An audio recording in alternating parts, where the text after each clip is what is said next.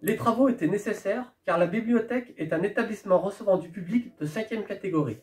On se doit de répondre à la réglementation en termes de sécurité incendie et d'accessibilité. Les travaux vont également apporter un confort optimum aux utilisateurs.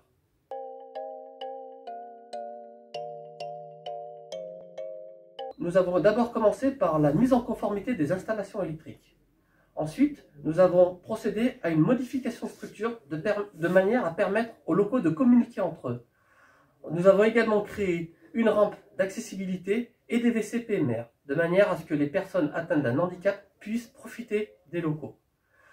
Les travaux ont été réalisés en partie par les services techniques. Donc l'étude a été réalisée par le bureau d'études Val-Sorogne, une partie des travaux par les services techniques et les entreprises locales. Le coût des travaux s'élève à environ 45 000 € et ont duré 3 mois.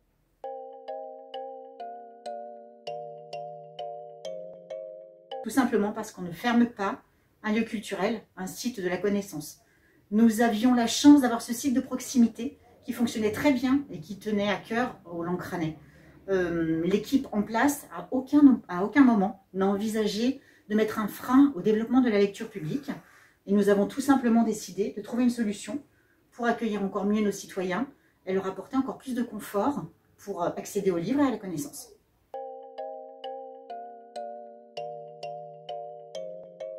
Le maillage culturel est très important et nous arrivons parfaitement à le stabiliser avec la bibliothèque de Châtillon-Michel, la bibliothèque de Bellegarde-Centre et la bibliothèque de Lancran. Elles s'intègrent complètement dans le projet de lecture publique que nous sommes en train de travailler. Nous avons signé la semaine dernière une convention avec le département qui va nous permettre de développer ce projet de lecture publique avec la mise en réseau des 3 sites. La mise en réseau permettra aux citoyens d'accéder à toute la collection des bibliothèques de Val-Sorogne, peu importe le site, peu importe l'adresse sur Val-Sorogne, ils pourront emprunter les livres à Lancran, à Châtillon ou à Bellegarde-Centre et les rapporter à leur convenance comme ils le souhaitent. Il y aura également un soutien à la formation des bénévoles, à la formation des professionnels pour apporter encore plus d'animation et de fonctionnement de nos bibliothèques. Ce projet de lecture publique ne pouvait pas être imaginé sans le site de Lancran. À ce titre, il a été décidé d'améliorer encore notre accueil sur cette bibliothèque où nous nous trouvons aujourd'hui.